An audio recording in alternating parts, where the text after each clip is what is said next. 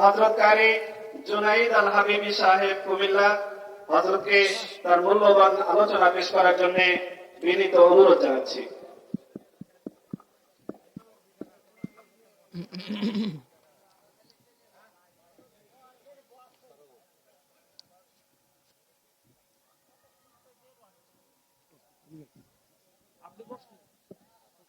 আসসালামু আলাইকুম ওয়া রাহমাতুল্লাহি ওয়া বারাকাতুহু।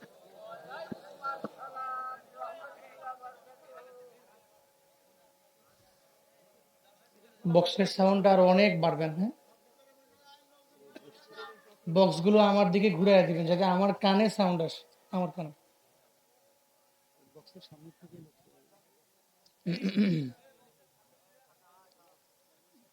আলহামদুলিল্লাহ আলহামদুলিল্লাহিল্লাযী খালাকাল ইনসান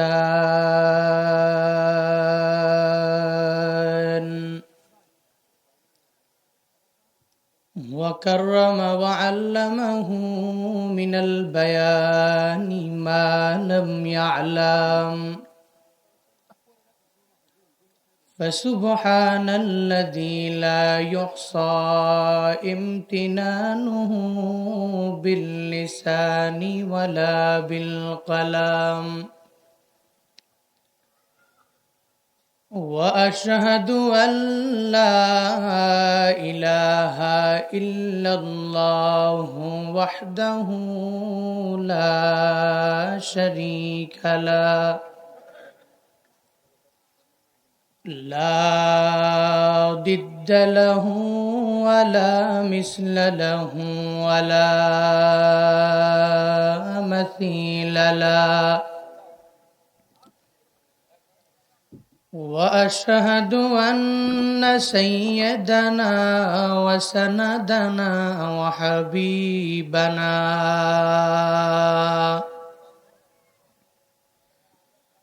وحبيب ربنا وطبيبنا وطبيب قلوبنا ومولانا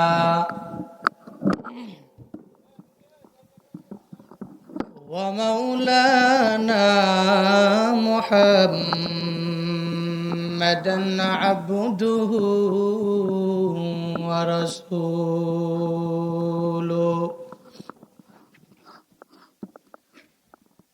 صلى الله تعالى عليه وعلى آله وأصحابه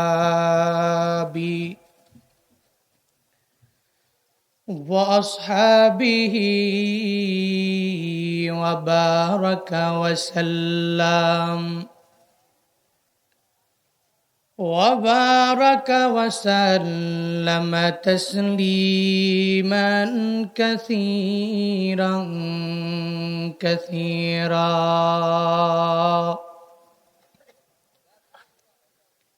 الذي أرسله الله تعالى بالحق بشيرا ونذيرا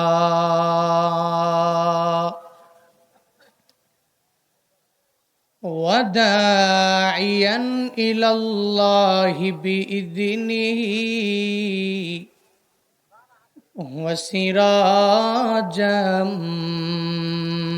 منيرا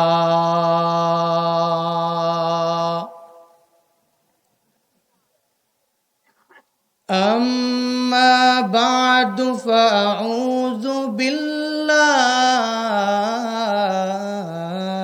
من الشيطان الرجيم بسم الله الرحمن الرحيم هو الله الذي لا إلا هو عالم الغيب والشهادة هو الرحمن الرحيم.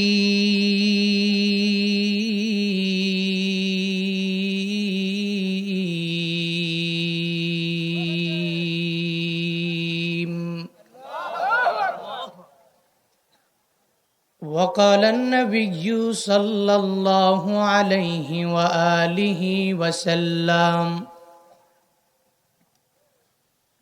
من قال حين يصبح 3 مرات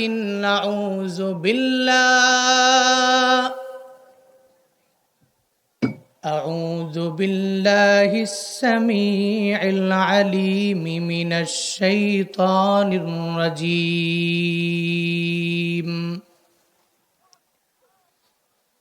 وقرأ 3 آيات من آخر سورة الحشر، وكل الله به 70,000 ملك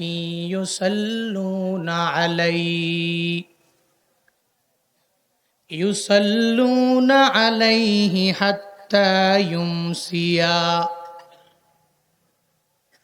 وإن مات في ذلك اليوم مات شهيدا، وإن قالها حين يمسي كان بتلك المنزلة، أو كما قال النبي عليه الصلاة والسلام. صدق الله مولانا العظيم، وصدق رسوله النبي الكريم،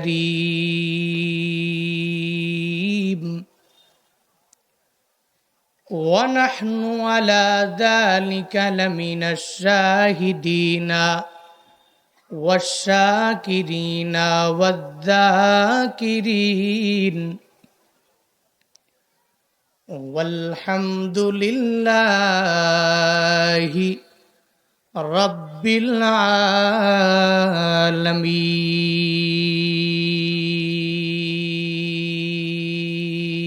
العالمين. محمد نے آکر کفر کو مٹایا،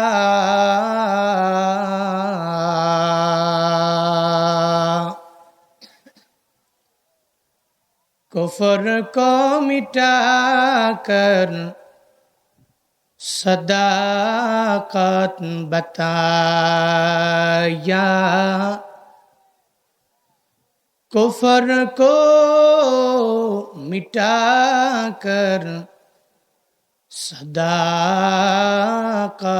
بتایا، بلغ العلا بکمالہ کشف الدجى بجمالہ، حسنت جمیع خصالہ، صلوا علیہ وآلہ، لا الہ الا اللہ، لا الہ الا اللہ، لا الہ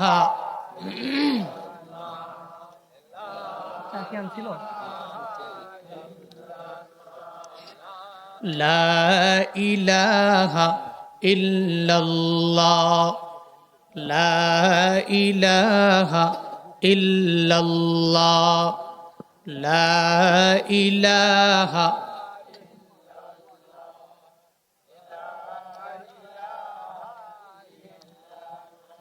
لا معبود الا اللہ، لا معشوق إلا الله لا موجود إلا الله لا نخاف إلا الله لا إله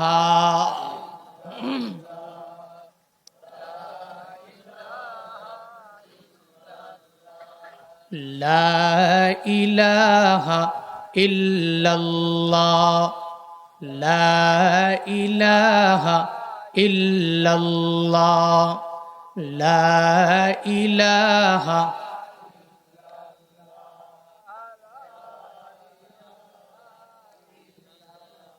سبحانك لا علم لنا إلا ما علمتنا إنك أنت العليم الحكيم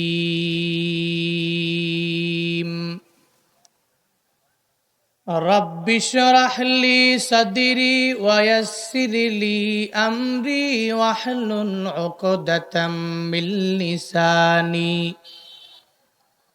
واحلل عقدة من لساني يفقه قولي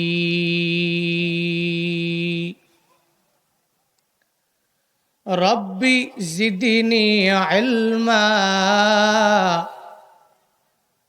ربي زدني علما ربي زدني علما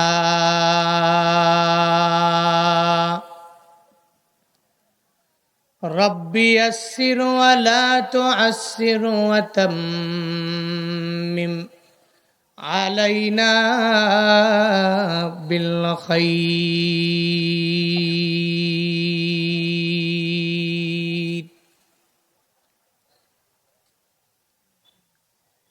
तो दिल में तो आता है समझ में नहीं आता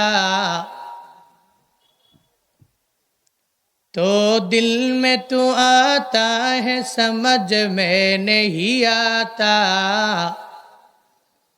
बस जान लिया मैं तेरे पहचान वही है बस जान लिया मैं तेरे पहचान वही है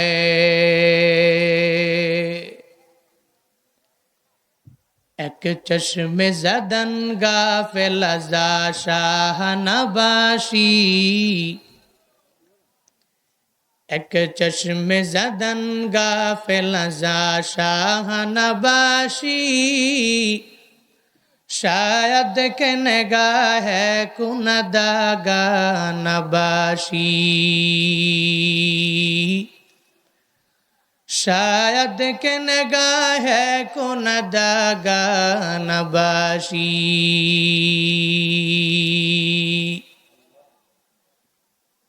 उल्फत में बराबर के वफा हो के जफा हो उल्फत में बराबर के वफा हो के जफा हो हर चीज में लज्जत है अगर दिल में मजा हो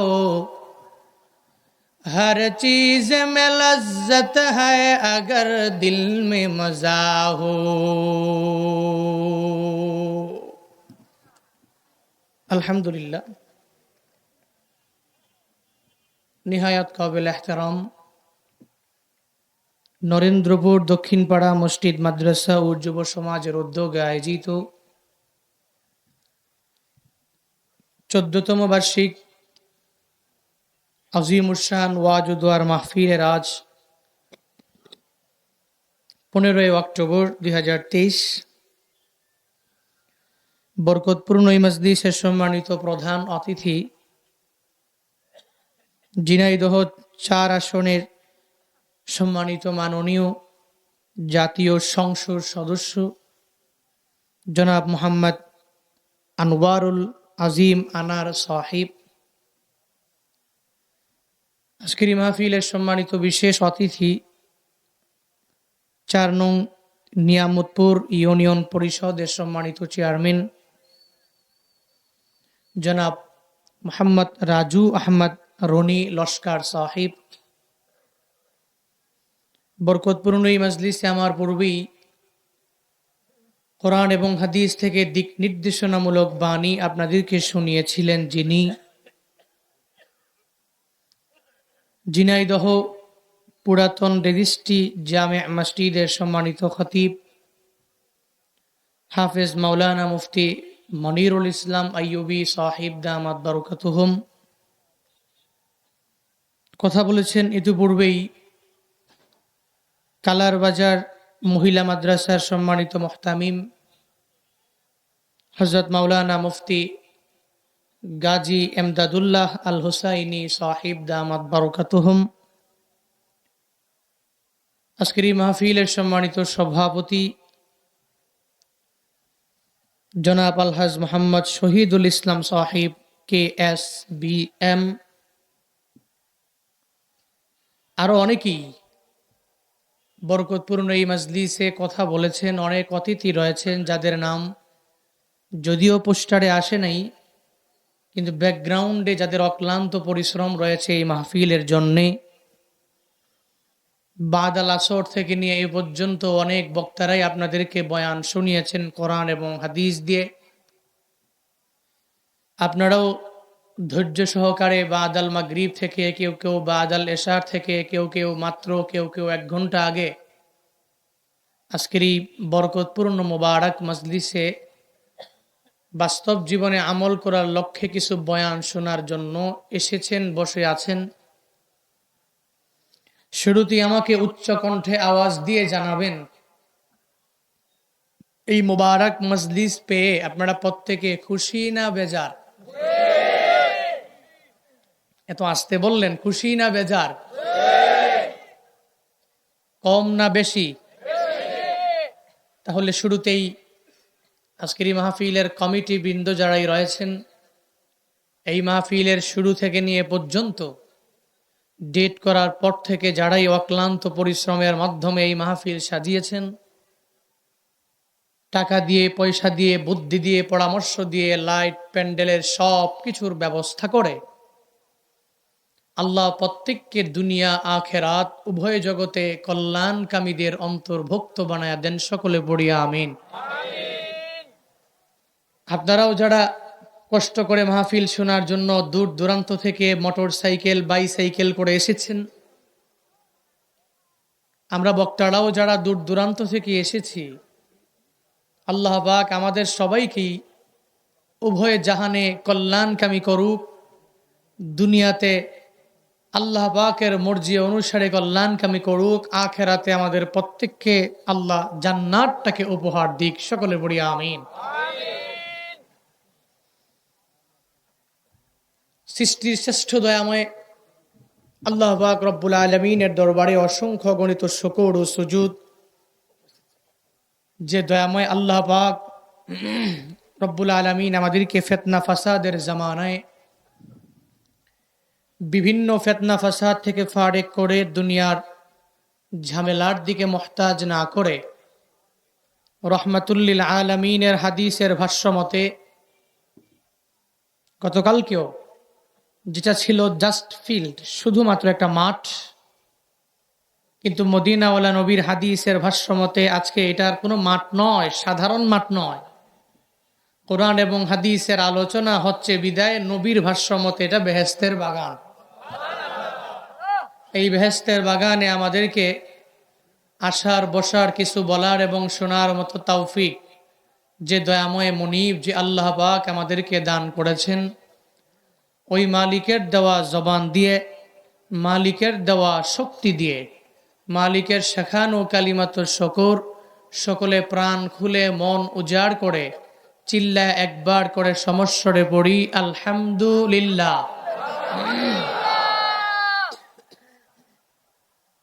প্রশংসা করলে লাভ না ক্ষতি? দুনিয়ার চেয়ারম্যানের প্রশংসা করলে চেয়ারম্যান খুশি হয় নাকি বেজার হয়? মেম্বার অফ পার্লামেন্টের প্রশংসা যদি তার অগোচরে অথবা তার সামনে প্রকাশ্য দিবালোকে করা হয়, খুশি হয় না না বেরাজ হয়ে যায়? বক্তা সাহেবের স্লোগান আর প্রশংসা যদি বক্তা সাহেবের সামনে করে, বক্তা সাহেব মনে মনে কয়, বাপরে বাপ, দেখছুনি কি সুন্দর করে স্লোগান দিয়ে আমারে বরণ কইরা আনে, মনে মনে খুশি হয়। দুনিয়ার ব্যক্তির যদি ব্যক্তি প্রশংসা করে যদি খুশি হয়, আল্লাহ পাকের বান্দারা যদি আল্লাহ পাকের প্রশংসা করে, আল্লাহ খুশি হয় না? কথা বলেন না কেন? খুশি হয় না?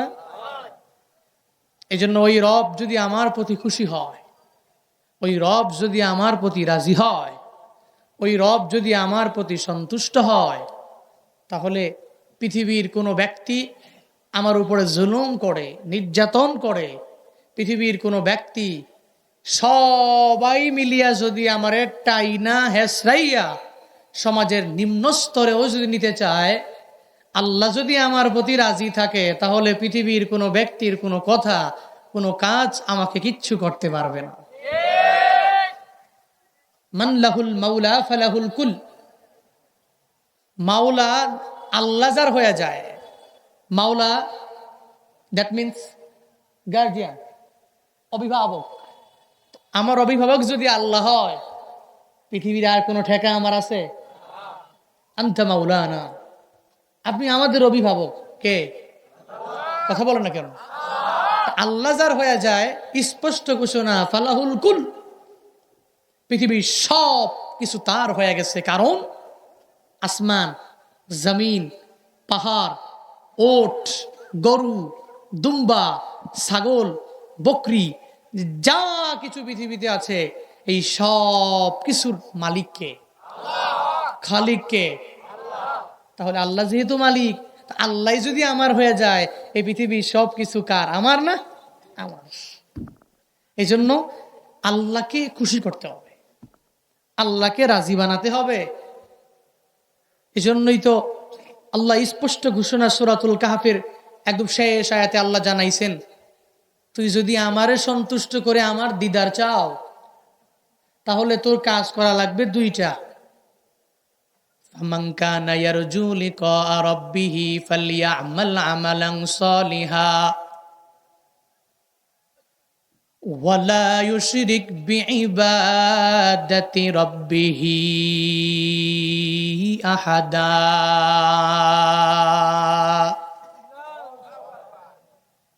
আল্লাহ বলে, ফামান কানা ইয়ারজু লিকা রাব্বিহি, যেই ব্যক্তি আশা করে তার রবের মোলাকাত। কার? আল্লাহর মোলাকাত, আল্লাহর সাক্ষাৎ। ফামান কানা ইয়ারজু, যে ব্যক্তি আশা করে, লিকা রাব্বি, তার প্রতিপালক, তার রবের মোলাকাত, দুইটা কাজ করবে। কয়টা? ফালইয়ামাল আমালান সালিহা,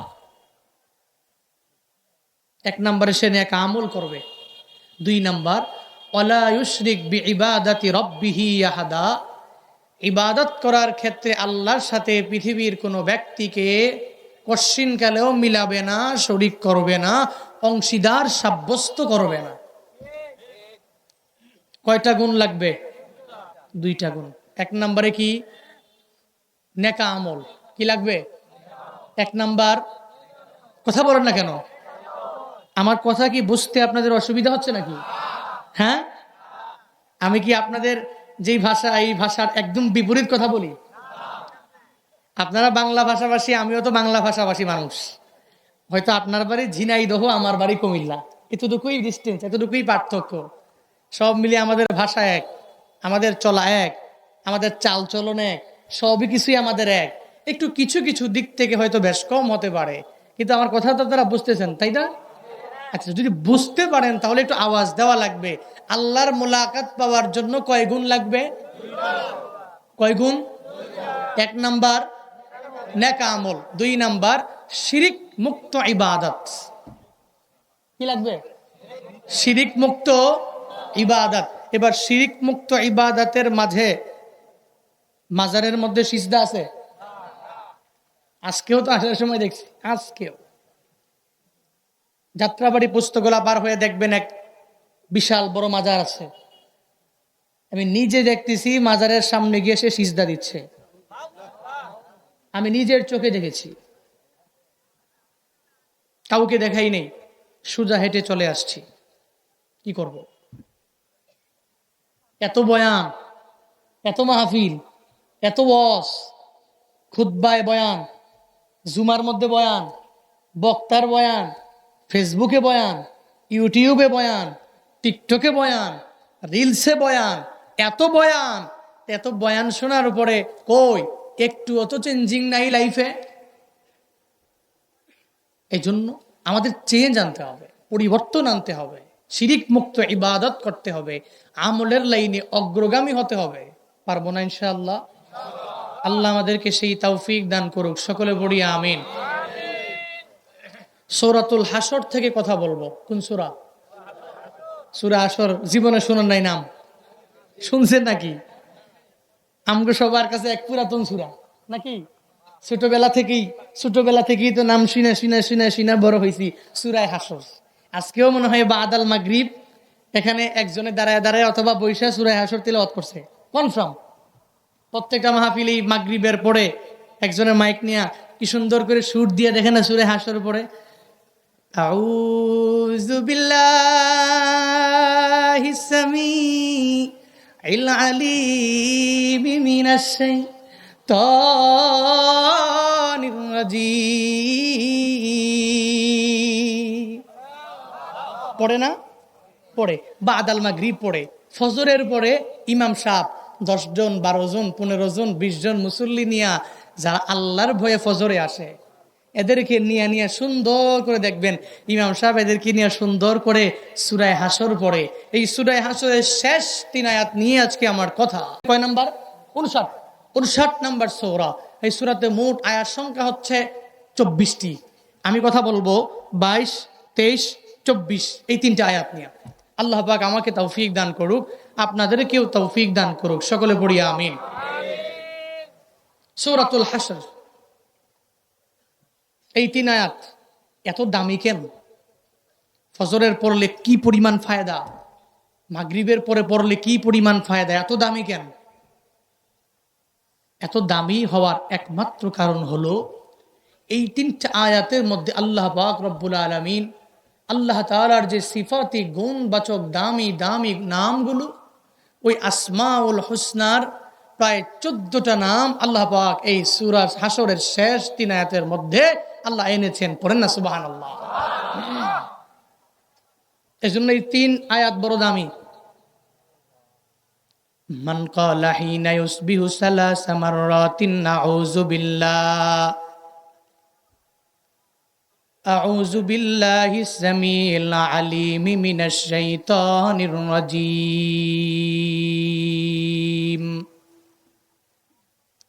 রাহমাতুল লিল আলামিন বলেন, আমার যে উম্মতেরা সূরা হাসরের শেষ 3 আয়াত পড়ার আগে সালাসা মাররাতিন 3 বার পরে নিবে, 1 বার না, 2 বার না, 4 বার না, 3 বার। আউযু বিল্লাহিস সামিউল আলিম মিনাশ শাইতানির রাজীম 3 বার পড়বে। ওয়া ক্বারা সালাসা আয়াতিন মিন আখিরি সূরাতিল হাসর। এরপরে আমার যে উম্মতেরা সূরা হাসরের শেষ 3 আয়াত পড়বে, আউযু বিল্লাহ সঙ্গে মিলাইয়া সূরা হাসরের শেষ 3 আয়াত পড়তে দেরি হয়ে যাবে। যখন সকালবেলা হিনা ইউসবিহু মানে ফজরের পর যখন হয়ে গেল, সূর্যটা উঠবে ভাব, ওই সময় আমার যে উম্মতেরা সূরা হাসরের শেষ 3 আয়াত পড়বে। রাহমাতুল লিল আলামিন সুন্দর করে জানায়া দিলেন, ফজরের পরে এই সূরা হাসরের শেষ 3 আয়াত বান্দা পড়তে দেরি হয়ে যাবে। আল্লাহ পাক ওই বান্দার জন্য 70,000 ফেরেশতা দোয়ার জন্য নিযুক্ত করতে দেরি করবে না। দামি দামি দামি 70,000 ফেরেশতা বান্দার জন্য নিযুক্ত করে দিবে, যেই ফেরেশতারা পুরা জিন্দেগিতে কোনো গুনাহ করে না, কোনো অন্যায় করে না, কোনো অপরাধ এরা করে না, যেই ফিরিস্তারা আমার মাওলার কথার বাহিরে এরা যায় না। আল্লাহ পাক যেই ফিরিস্তাদেরকে বড় মায়া করে বানালেন, এই দামি দামি 70,000 নূরের তৈরি ফিরিস্তা আল্লাহ নিযুক্ত করবে। দুনিয়ার পুলিশের মতো যারা না, দুনিয়ার র্যাবের মতো যারা না, দুনিয়ার সেনাবাহিনীর মতো যারা না। দুনিয়াতে তো একটা মানুষের জন্য কিছু মানুষ নিযুক্ত করলে টাকা খাইয়া তার পেছন থেকে সরে যায়, কিন্তু যেই ফেরেশতারা আমার মাওলার এত বড় প্রিয়, এই দামি দামি 70,000 ফেরেশতা আল্লাহ নিযুক্ত করবে, যেই ফেরেশতাগুলো হাত্তা ইউমসিয়া সন্ধ্যা পর্যন্ত ওই পর্নেওয়ালা বান্দার জন্য দোয়া করতে থাকবে। কোন সেই দামি ফিরিস্তা? বলে যেই ফিরিস্তা মানুষ বানানোর সময় আল্লাহকে বলেছিলেন, আল্লাহ যখন প্রশ্ন করেছিলেন, হে আমার ফিরিস্তারা, তোমরা তো আমার গুণগান গাও, তোমাদের গুণগান দিয়া হবে না, আমার দুনিয়ার মধ্যে মানুষ বানানো লাগবে।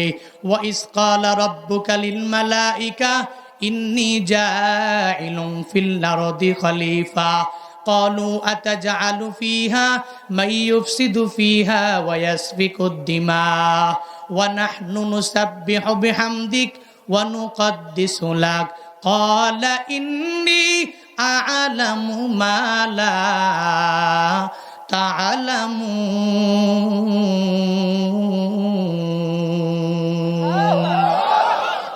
আল্লাহ বলেন, নবী আমার স্মরণ করেন ওই সময়ের কথা, যে সময় আমি আল্লাহ ফেরেশতাদেরকে সবাইরে সামনে নিয়ে জিজ্ঞাসা করলাম, হে আমার নূরের তৈরি ফেরেশতারা, আমি আল্লাহ দুনিয়াতে মানুষ পাঠাবো, আমি আল্লাহ দুনিয়াতে মানুষ বানানোর জন্য আমি আল্লাহর পাগল হয়ে গেলাম, তোমরা কি মত দাও আমারে জানায়া দাও। ফেরেশতারা আল্লাহকে তখন বলে, আল্লাহ দুনিয়াতে মানুষ বানানোর কোনো দরকার নাই, আমরা তো আছি, আমরাই তো আপনার তাসবিহগুলো সুন্দরভাবে পাঠ করি, দুনিয়াতে মানুষ কেন বানাবেন? যেই মানুষরা দুনিয়ার মধ্যে যাইয়া রক্তপাত ঘটাবে, একে অপরে আর মারামারি করবে, রাহাজারি করবে, একে অপরকে খুন করে ফেলবে, এদেরকে কেন বানাবেন? এদেরকে বানানোর দরকার নাই। নাহনু নুসাব্বিহু বিহামদিকা, আমরা তো আপনার প্রশংসার তাসবিহর মধ্যে নিমজ্জিত হয়ে গেলাম। ওয়া নুকদ্দিসু লাক, এবং আপনার পবিত্রতা আমরা ফেরেশতারাই তো ঘোষণা করে দিলাম, মানুষ বানানোর দরকার নাই। আল্লাহ বলেন ফেরেশতারা, না না না, হবে না, হবে না, আমি আল্লাহ বলেছি, আমি আল্লাহ মানুষ বানাবো, তোমাদের এত কথা হবে না। আমি আল্লাহ মানুষের ব্যাপারে যা জানি তোমরা জানো না, আমি আল্লাহ ইন ফিউচারের খবর সম্পর্কে যা জানি তোমরা তা জানো না।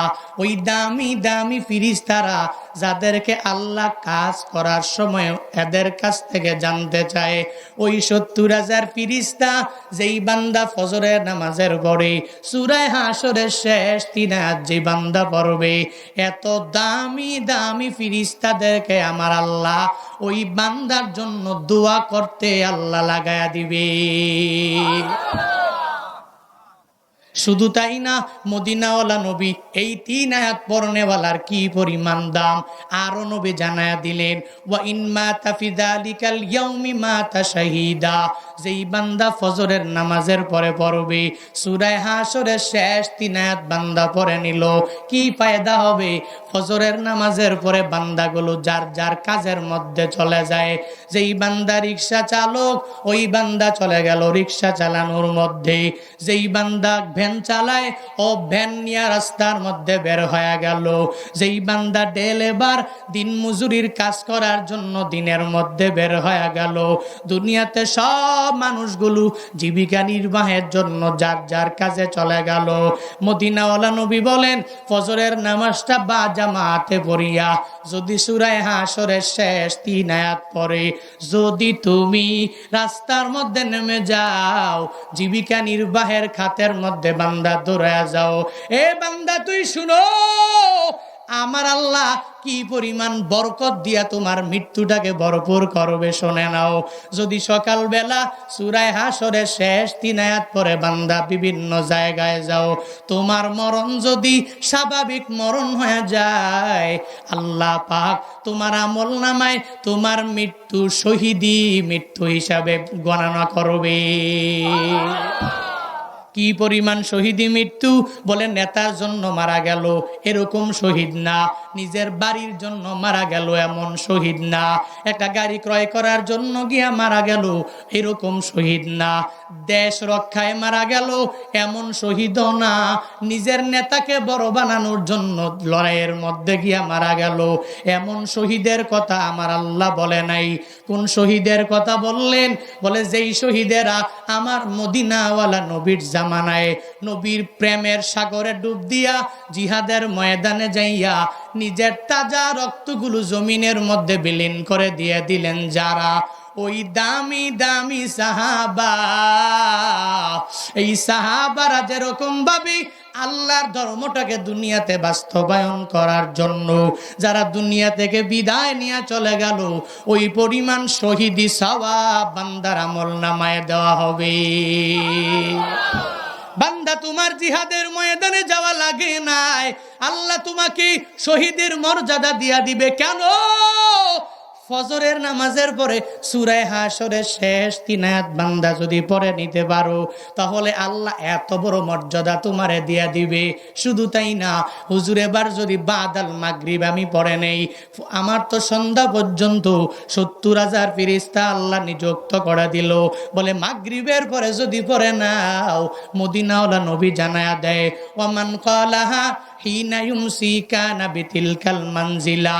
নবী জানায়া দিলেন ঠিক তদ্রূপ ভাবে বাদাল মাগরিব আমার যে উম্মতেরা পড়ে নিবে কি পরিমাণ ফায়দা হবে। বলে ফজরের পরে পড়নেওয়ালার জন্য মাগরিব পর্যন্ত ফায়দা হয়ে গেল, 70,000 ফেরেশতা নিযুক্ত হয়ে গেল। আর দিনের বেলা মারা গেলে তাহলে শহীদি মরণ বান্দার নসিব হয়ে গেল। আর এই বান্দা যদি রাতের বেলা পরে যদি রাতেই মরণ হয়ে যায়, কত ঘটনা দেখো, কত বান্দাগুলো ফজরের নামাজ নিজে পড়তে পারে না, এশার নামাজ আদায় করে যখন বাসার মধ্যে চলে গেল, যাওয়ার পরে বান্দা দুনিয়ার মধ্যে নাই, ঘুমের ঘরেই বান্দাটার মরণ হয়ে গেল। ওই যে কয়েকদিন আগেও একটা পত্রিকার মধ্যে ঢোকার পরে একটা নিউজের মধ্যে পেলাম, বাবা চোখের পানি ফালায়া ফালায়া কান্না করে। কেন জানোনি? এরকম ঘটনা বাংলাদেশের মধ্যে অভাব নাই। সন্তানটারে কষ্ট করে করে বাবাটা লালন পালন করে করে বড় করলেন, এশার নামাজ বাবার সন্তান মিলাইয়া একসাথে মসজিদে পড়লেন। এবার ঘুমানোর জন্যে বাবা চলে গেলেন বাবার রুমে, সন্তান চলে গেল সন্তানের রুমে। ফজরের নামাজের সময় বাবা মা দুইজনে মিলিয়া সন্তানের দরওয়াজার সামনে দাঁড়াইয়া যায় বারবার ডাকে, ও জাদু আমার ঘুম থেকে জাগো, ফজরের নামাজ পড়া লাগবে, আয় আয়। প্রতিদিনের ন্যায় বাবার সাথে ফজরের নামাজের মধ্যে চলে যাও। এভাবে যখন বারবার একবার যখন ডাক দেয়, দরজায় করা নাড়ে, দেখে সন্তানটা কোনো জবাব দেয় না। আবার যখন করা নাড়ে, এর উপরেও সন্তানটা কোনো জবাব দেয় না। 3 বারের সময় মায়ের মনটা তো আর মানায় না, আমার সন্তান কেন জবাব দেয় না। কারণ সন্তানের জন্য মা এত পরিমাণ কষ্ট করেছি, 2টি বছর যেই মা দুগ্ধপান করাইয়া করাইয়া বড় করেছে। শুধু তাই না, 9টি মাস ওই সন্তানটারে গর্ভে নিয়ে বড় করলো। আজকে যদি সন্তানটার মরণ হয়ে যায়, তাহলে এই সন্তান যদি দুনিয়া থেকে বিদায় হয়ে যায়, সন্তানের জন্য কি পরিমাণ মায়া মার অন্তরে লাগবে। মা বাবারে ডেকে বলে, ও স্বামী আমার আর দেরি করা যাবে না, দরওয়াজাটা ভেঙ্গে ঘরে ঢুকো, আমার সন্তান মনে হয় কোনো একটা সমস্যার মধ্যে পড়ে আছে। ওই বাবা বলে, আমি আমার স্ত্রীর কথা শুনে দরওয়াজাটা ভাঙলাম, দরওয়াজা ভেঙ্গে দেখি আমার বুকের মানিক নাই, দুনিয়া থেকে বিদায়, দুনিয়া থেকে বিদায় হয়ে গেল। এসব একসাথে পড়েছি, বাবার সন্তান মিলে এশার নামাজটা একসাথে পড়ে নিজেরা ঘুমাইলাম। আমি চলে গেলাম আমার রুমে, আমার সন্তানটারে পাঠাইয়া দিলাম সন্তানের রুমে। ফজরের নামাজের পরে বাবা দুনিয়ায় বেঁচে আছে, সন্তানটা দুনিয়ার মাঝে নাই। হে যুবকেরা, ওই যে রাতের বেলাও তো তোমার আমার সবার মরণ হয়ে যেতে পারে। তুই মাগরিবের নামাজটা যদি বা জামাতে আদায় করে যদি রাতের বেলা ঘুমানোর আগে সন্ধ্যার পরে যদি আয়াতুল কুরসি পড়ে নাও, এরপরে যদি সূরা হাশরের শেষ 3 আয়াত যদি পড়ে নিতে পারো, কি পরিমাণ ফায়দা হবে। রাতের বেলাও যদি ঘুমের ঘরের মধ্যে মরণ হয়ে যায়, ওই মরণ স্বাভাবিক যদিও মরণ, স্বাভাবিক মরণ হবে না। আল্লাহ তোমার আমল নামায় শহীদি মরণ তোমারে যাজা দিয়া দিবে। এই পরিমাণ ফায়দা সূরা হাশরের শেষ 3 আয়াতের ফায়দা। শুধু তাই না, আসকারুস সাবাহি ওয়াল মাসা, যেগুলা সকাল বেলার আমল, বাদাল মাগরিবের আমল, বাদাল ফজরে অনেকগুলা আমল আছে, জেনে জেনে বান্দা করে নাও। বাদাল মাগরিবের মধ্যে অনেকগুলো আমল আছে, জিকির আছে। এই জিকির আজকারগুলো তাসবিহগুলো বান্দা পড়ে নাও। এর মধ্যে সবচেয়ে গুরুত্বপূর্ণ আর একটা আমল হলো আয়াতুল কুরসি। যেই আয়াতুল কুরসির মধ্যে আল্লাহ নিজের পরিচয়গুলো জানায়া দিলেন। আল্লাহু লা ইলাহা ইল্লা হুয়াল হাইয়ুল কাইয়ুম লা তাখুযুহু সিনাতু ওয়ালা নাওম। আল্লাহ আয়াতুল কুরসির মধ্যেও নিজের পরিচয় জানায়া দিলেন।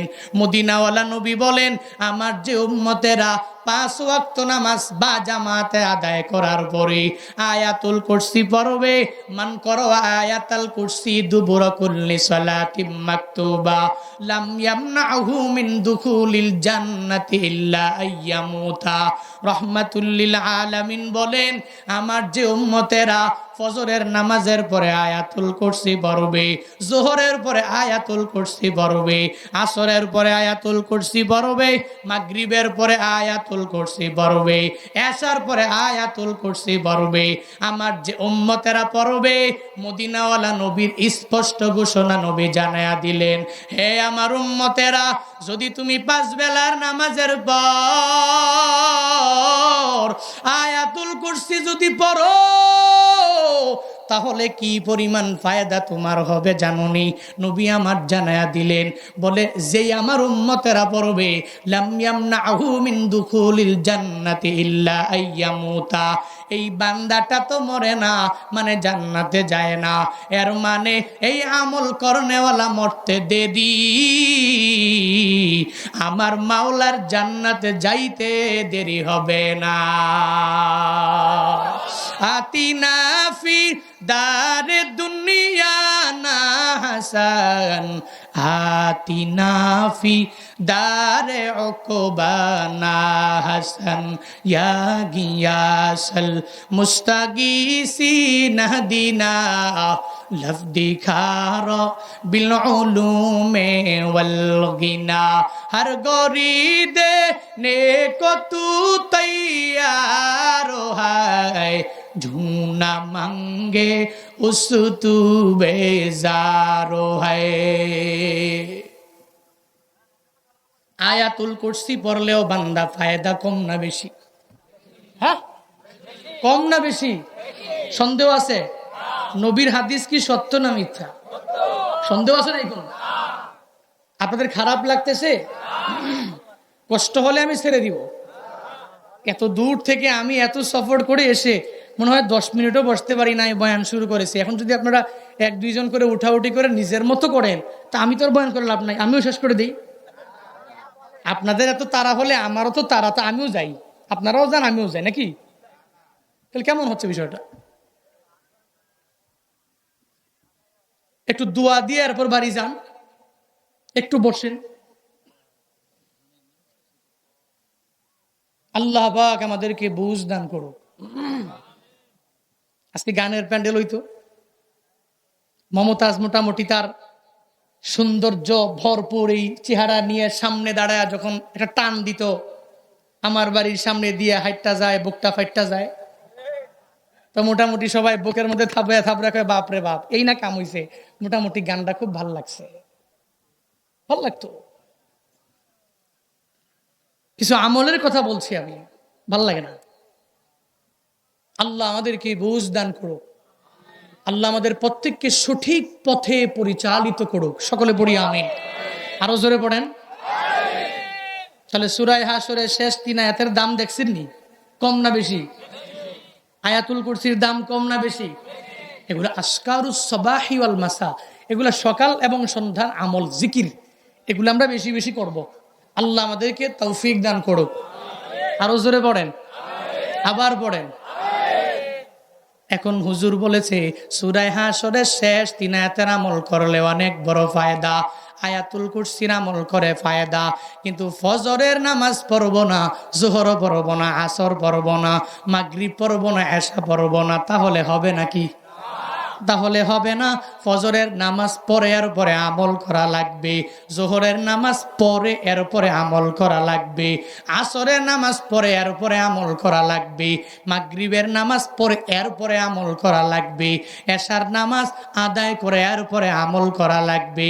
যদি নামাজই না পড়ো, অন্য নফল ইবাদত দ্বারা মাওলার জান্নাতে যাওয়া যাবে না, আমার মাওলাকেও রাজি করা যাবে না।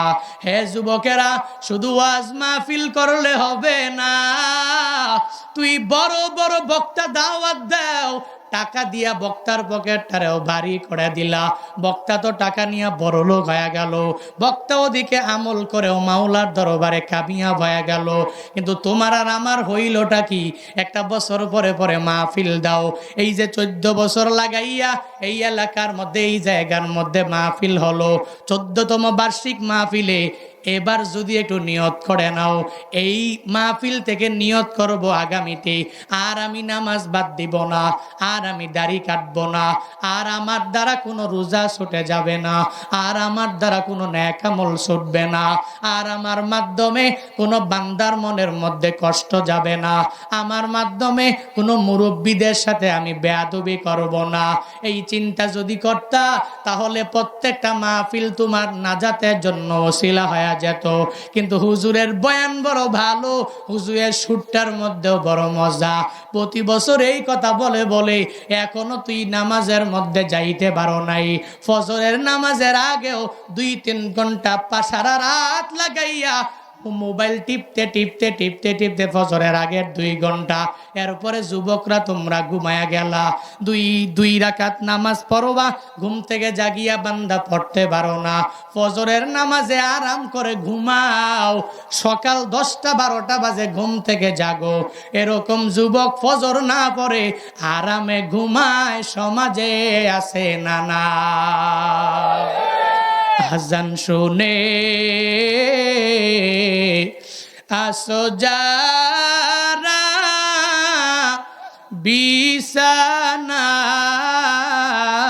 বিছানায়, তাদের জন্যে কান্দেন নবী মদিনায়, তাদের জন্যে কান্দেন নবী মদিনায়।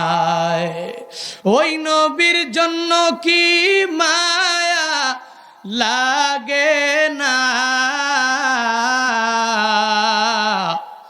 হায়রে উম্মত নামাজ কেনে পড়ো না, হায়রে উম্মত মসজিদি দেখেন আসো না।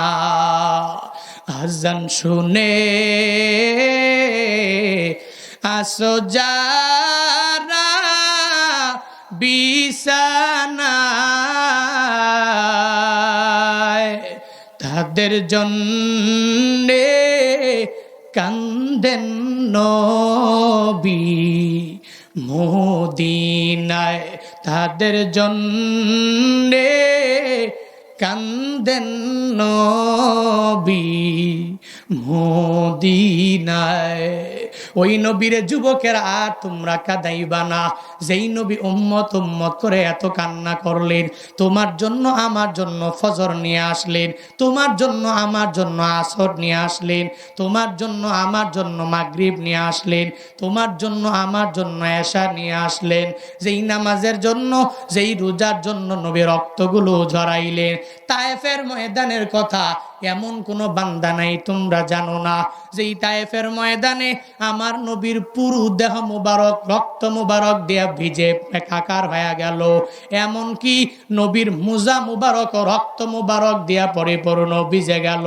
হে ঝিনাইদহের মুসলমানেরা, আমার নবীর ওই অতীতের ইতিহাস তোমরা জানো, ওই নবীর ইতিহাস জানার পরেও রহমাতুল্লিল আলামিনের সুন্নতের উপরে আমল করতে পারো না, এখনো নামাজের দিকে অগ্রগামী হয়ে যাইতে পারো নাই, এখনো রোজা রাখতে পারো নাই, এখনো নেক আমলের লাইনে অগ্রগামী হয়ে যাইতে পারো নাই।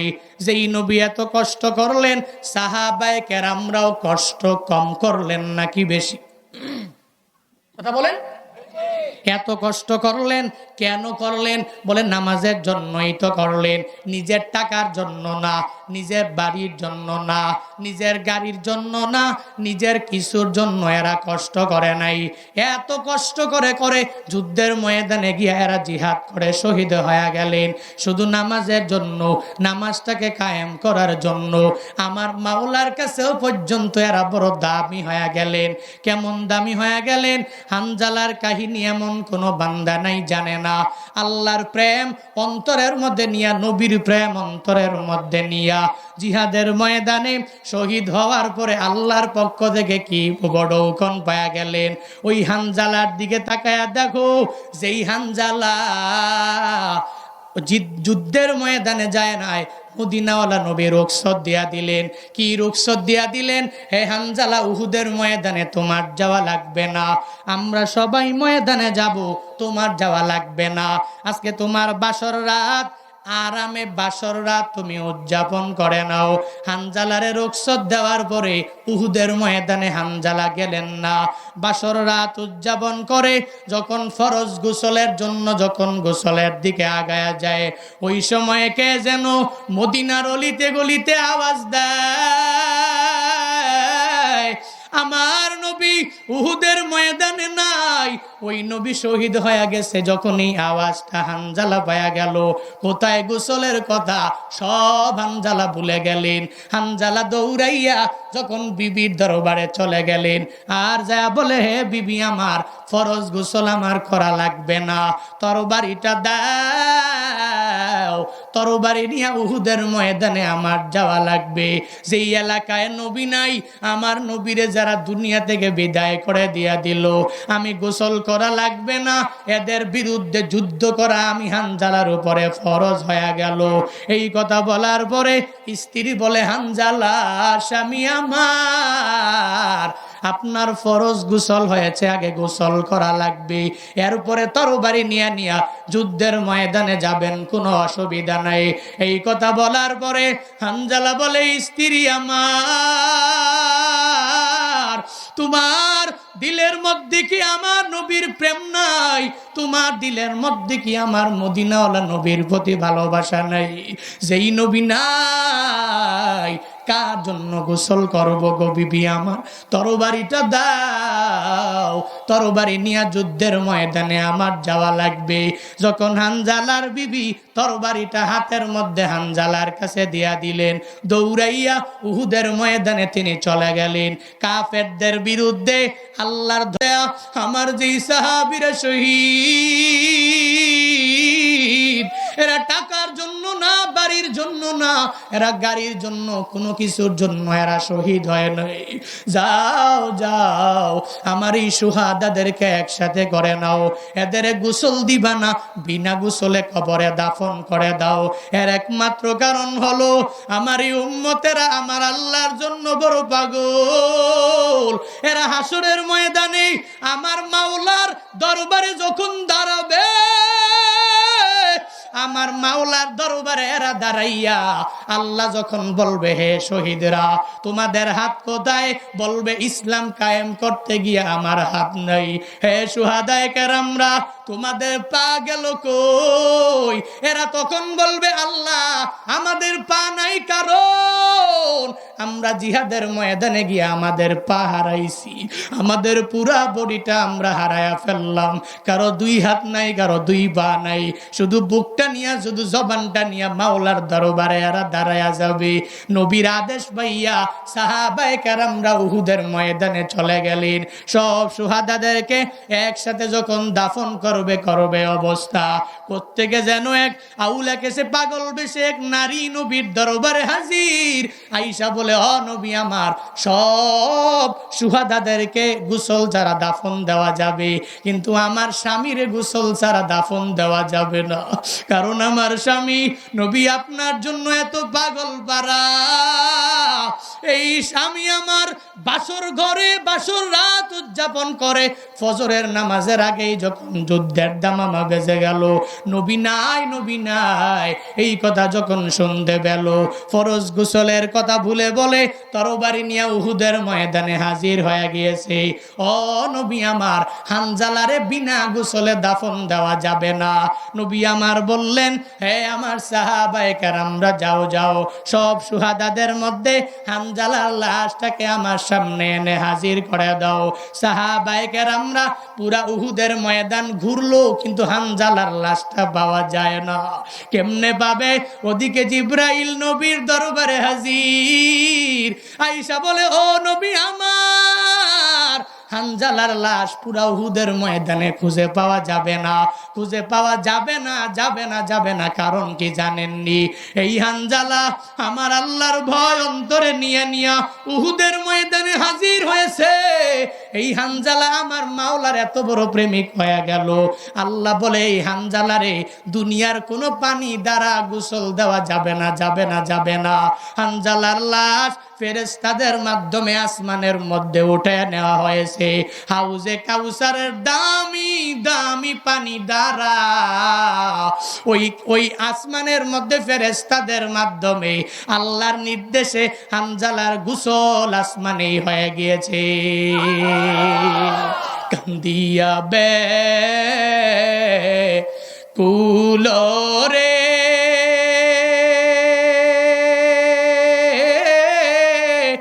হানজালা শহীদ রে,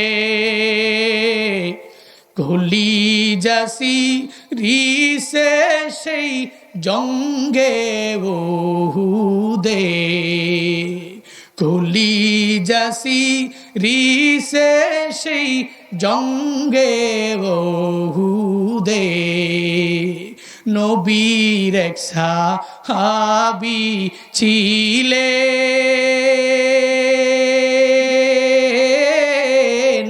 হানজালা নামেতে, তিনি শহীদ হয়েছিলেন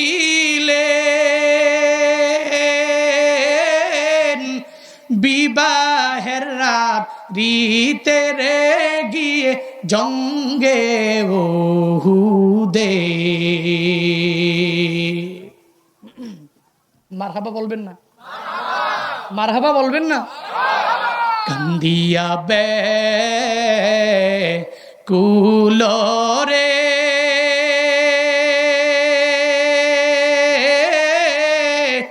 হানজালা শহীদ রে, কলি যাসি রিসে সেই জঙ্গে উহুদে, কলি যাসি রিসে সেই জঙ্গে উহুদে।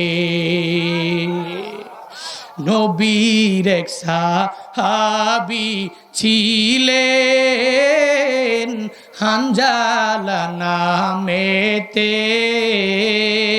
তিনি শহীদ হয়েছিলেন বিবাহের রাত ভিতরে গিয়ে জঙ্গে ওহুদে নবীর ডাকে গভীর রাতে কহেন বিবির তরে বিয়ের রাতে চলছি রনে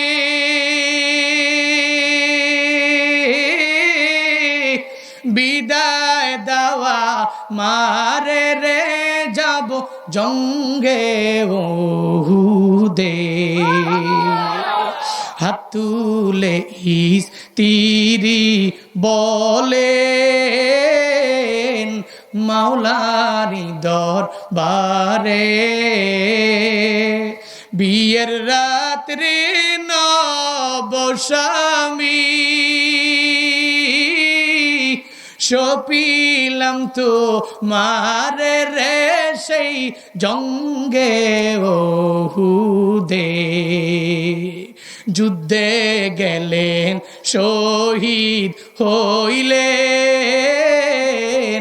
নাপাক হালাতে নবী জেনে সাহাবাদের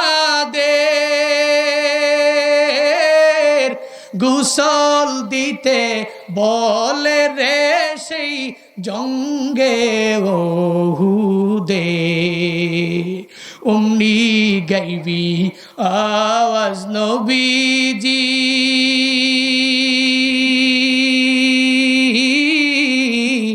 পাইলেন শুনিতে হানজালার গোসল হয়েছে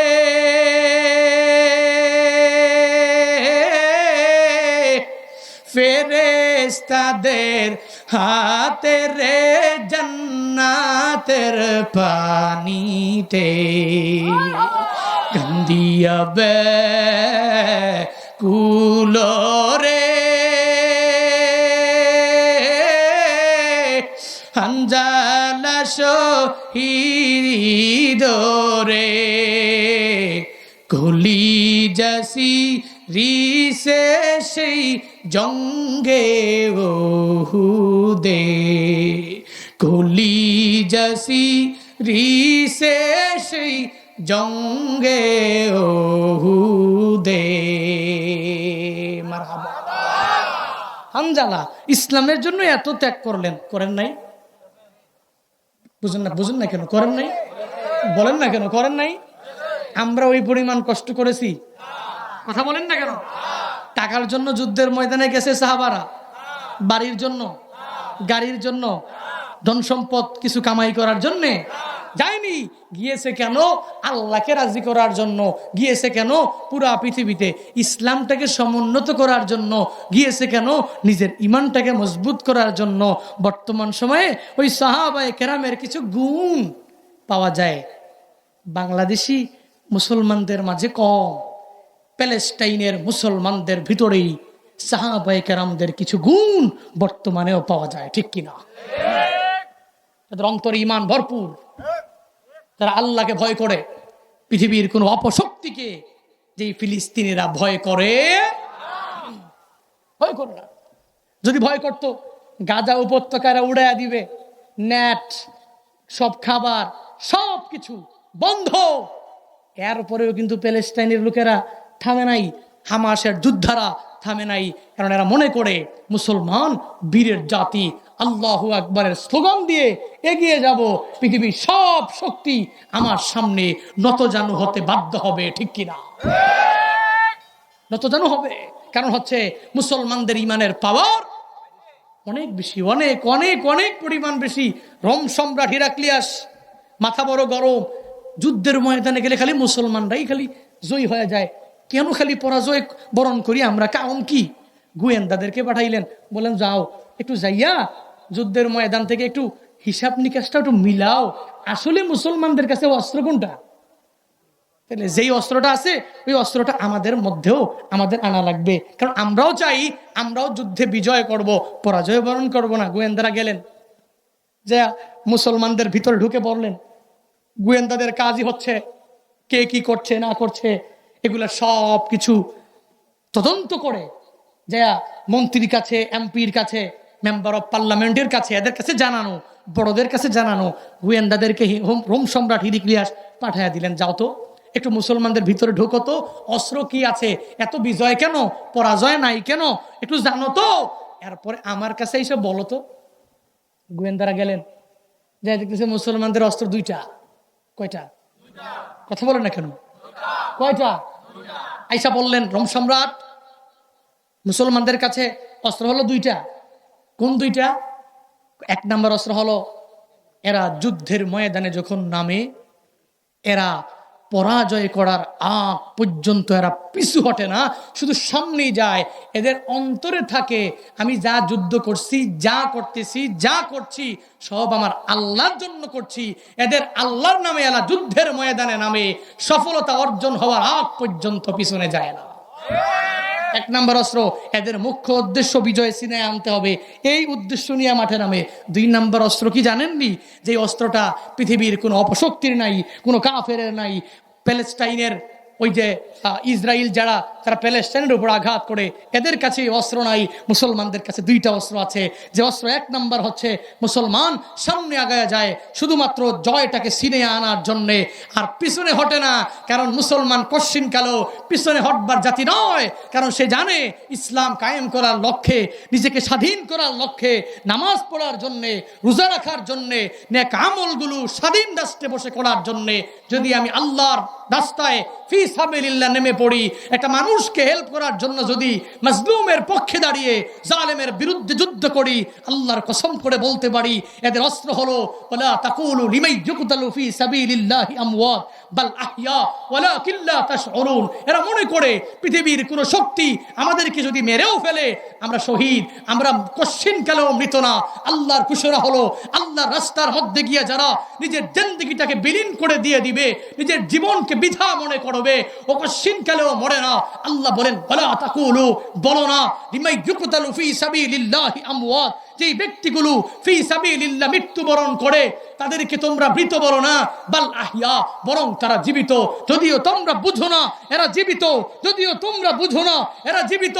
রোম সম্রাট হিরাক্লিয়াসের কাছে গিয়া গোয়েন্দা যখন বলে, হে রোম সম্রাট, মুসলমানদের মাঝে অস্ত্র দুইটা, এক নম্বরে এরা সামনে যায়, এরা পশ্চাৎপরণ করে না, পিছনে যায় না, পিছনের দিকে এরা যেতে পারে না, কারণ এরা সামনে গেলেই দেখে জান্নাত, পিছনে গেলে এরা দেখে জাহান্নাম। কিন্তু কাফেরেরা সামনে গেলেই দেখে তাদের পরাজয়, তখন তারা পিছনে আসে, তারা জান্নাতের আশা করে না, কারণ কাফের তো কাফেরই, সে জান্নাতের আশা করতে পারে না। সেই প্যালেস্টাইনের মুসলমানদের দুইটা অস্ত্র নিয়ে এরা আগাচ্ছে। বাংলাদেশের মুসলমানেরা যদিও প্যালেস্টাইনে গিয়ে এদের সাথে যুদ্ধ করা সম্ভব না, ঝিনাইদহের কালীগঞ্জের জমিন থেকে একটু উচ্চ স্বরে আওয়াজ দাও, মিডিয়ার মাধ্যমে কথাগুলো যাবে, সবাই আমার সাথে বলো, ফিলিস্তিনিরা জিন্দাবাদ, ইহুদিবাদ নিপাত যাক। ফিলিস্তিনিরা জিন্দাবাদ, ইহুদিবাদ নিপাত যাক। ফিলিস্তিনিরা জিন্দাবাদ, ইহুদিবাদ নিপাত যাক। আমি বলবো ইহুদিবাদ নিপাত যাক, আপনারা বলবেন ফিলিস্তিনিরা জিন্দাবাদ, ইহুদিবাদ নিপাত যাক। ইহুদিবাদ নিপাত যাক, ইহুদিবাদ নিপাত যাক। লাব্বাইক ইয়া আকসা, হে আকসা, তুমি আমার, তুমি আমাদের, তুমি মুসলমানদের, তোমার জন্য আমরা নিজের জীবনটাকেও বিলীন করে দিতে রাজি আছি। কারণ যে আকসার মধ্যে মেরাজে নবী যাওয়ার সময় সব আম্বিয়া আলাইহিমুস সালাতু ওয়াস সালাম যারা, এদেরকে নিয়ে যে আকসার মধ্যে রাহমাতুল আলামিন ইমামতি করে নামাজ পড়িয়েছেন, সেটা আমাদের গর্বের আকসা। পশ্চিমকালেও কোন ইহুদিদের কাছে কোন মুসলমান এই আকসাকে ছেড়ে দিতে পারে? বাইতুল্লাহকে মহব্বত করেন না? কথা বলেন না কেন? আকসাকে মহব্বত করেন না? আকসা কার? ইহুদিদের না মুসলমানদের? বাইতুল্লাহ ইহুদিদের না মুসলমানদের? এই জন্য মুসলমানরা গর্জে ওঠা লাগবে, নিজেরা একটা ফেসবুক পোস্ট দিয়ে হলেও প্রতিবাদ জানাতে হবে। পারে না তো, আমাদের সম্ভব না। আমরা যুদ্ধের সরঞ্জাম নিয়ে যাব, প্যালেস্টাইনে গিয়ে যুদ্ধ করব, ইসরায়েলের বিরুদ্ধে রুখে দাঁড়াবো, সম্ভব নয়। কিন্তু আমাদের একটা পুঁজি আছে, আমাদের জবান আছে। এই জবান দিয়ে আমরা বলছি, কাল হাসরের ময়দানে আল্লাহর বিচারের কাঠগড়ায় যখন দাঁড়াবো, যাতে করে আল্লাহর কাছে বলতে পারি, আল্লাহ আমরা যেতে পারি নাই প্যালেস্টাইনে, মুসলমানদের পক্ষে আমরা ওখানে গিয়ে দাঁড়াইতে পারি নাই কাফেরদের বিরুদ্ধে, কিন্তু বাংলাদেশের ঝিনাইদহের কালীগঞ্জে বসে এই জায়গা থেকে একটা মিছিল করে, একটা মিটিং করে, একটা র্যালি করে মিডিয়ার মাধ্যমে পৃথিবীর মানুষকে জানিয়েছি বাংলাদেশের ঝিনাইদহ জেলার এই কালীগঞ্জ উপজেলার অজপাড়া গ্রাম থেকে আমরা সবাই স্লোগানে বলেছি ইহুদিবাদ নিপাত যাক, ফিলিস্তিনি মুসলমানেরা জিন্দাবাদ। এটা বলেছি রবের দরবারে ওই দিন এটা বলতে পারলে এমন হতে পারে এটা আমার নাজাতের জন্য ওসিলা। মাজলুমের পক্ষে দাঁড়াও মুসলমানেরা, জালেমের বিপক্ষে যাও মুসলমানেরা, মাজলুমের পক্ষে দাঁড়াও। যারা জালেম এদের পক্ষে দাঁড়ায়ও না। বাংলাদেশের কিছু হলুদ মিডিয়া আছে এখনো পর্যন্ত একটু আড়ে আড়ে এরা ক্যাপশন দেওয়ার মাধ্যমে বুঝাতে চায় এরা ইসরায়েলের পক্ষে, আর এরা স্বাধীনতাকামী প্যালেস্টাইনি ফিলিস্তিনি হামাস যোদ্ধাদের বিপক্ষে। এটা এদের উস্কানিমূলক কিছু কিছু ক্যাপশনের মাধ্যমেই আমরা বুঝতে পারি। মনে রাখবা, সেই হলুদ মিডিয়ার সাংবাদিকেরা তোমাদের অন্তরের মধ্যে আকসার মোহাব্বত না থাকতে পারে। বাংলাদেশ 92% মুসলমানের দেশ, এই 92% মুসলমান আর না হোক আকসাকে কোন ইহুদিবাদের কাছে ছেড়ে দিতে পারে না, পারে না, পারে না, পারে না, ঠিক কিনা? এই জন্য আমরা মুসলমান, আমাদের ভিতরে বিন্দু থেকে বিন্দু মাত্র পরিমাণ ঈমান থাকা সত্ত্বেও আমরা আকসাকে ছেড়ে দিতে পারি না, বাইতুল্লাহকে ছেড়ে দিতে পারি না। তবে হ্যাঁ, সবচেয়ে দুঃখ লাগে এখন যে বিষয়টা, এই যে এই পরিস্থিতি এত কঠিন হচ্ছে দিন দিন মুসলমানদের। আর আমগো বাংলাদেশে এখন আছে ঈদে মিলাদুন নবী নিয়া জায়েজ না বেদাত, এটা নিয়া যেই পরিমাণ মারামারি চলতেছে। বাংলাদেশ কি অদ্ভুত দেশ, আপনি অবাক হয়ে যাবেন। ইউটিউবে ঢুকলে একদিকে যুদ্ধ চলতেছে বোধহয় প্যালেস্টাইন আর ইসরায়েলে, আর আমগো ইউটিউবে যুদ্ধ চলে হুজুরে হুজুরে, ঠিক কিনা? চট্টগ্রামের এক পাগল আছে জাহাঙ্গীর হুজুর বলে, যার নাম, পাগল ভাইরাল হওয়ার জন্য এগুলো করে। তো যাও, আমিও একটু বললাম, কিছু ভাইরাল করে দিলাম নাকি, আমিও বললাম, কিন্তু পাগল কেন বললাম? হুজুর আপনি একটা মানুষকে পাগল বললেন। আপনি যদি ইউটিউবে ঢুকে তার কিছু কাজ দেখেন, আপনি নিজেও পাগল বলতে বাধ্য হবেন। মুসলমানদের এই দুর্দিনে মুসলমানদের পাশে দাঁড়াবে দূরের কথা, প্রতিদিন মাইকটা নিয়ে কথা বলে, প্রতিদিন মঞ্চে কথা বলে, প্রতিদিন হাজার হাজার শত শত মানুষের সামনে কথা বলে, কিন্তু মাইকটা নিয়েই ওহাবি, সুন্নি, খারেজি, কৌমিলুত, এই সেই রানিং এজিদ, এগুলো নিয়েই একজন মুসলমান আরেকজন মুসলমানকে গালিগালাজ করে। কই, আমরাও তো প্রত্যেক দিন মিডিয়ার সামনে কথা বলি, কই আমরা তো আরেকটা মুসলমানের বিরুদ্ধে বলতে পারি নাই, কারণ আমরা জানি এখন মুসলমানরা বিভেদ করার সময় নয়। ঐক্য হয়ে আসো, দাজ্জাল নেমে আসবে, ইহুদিবাদরা সব এক হয়ে যাচ্ছে, পশ্চিমারা সব এক হয়ে যাচ্ছে।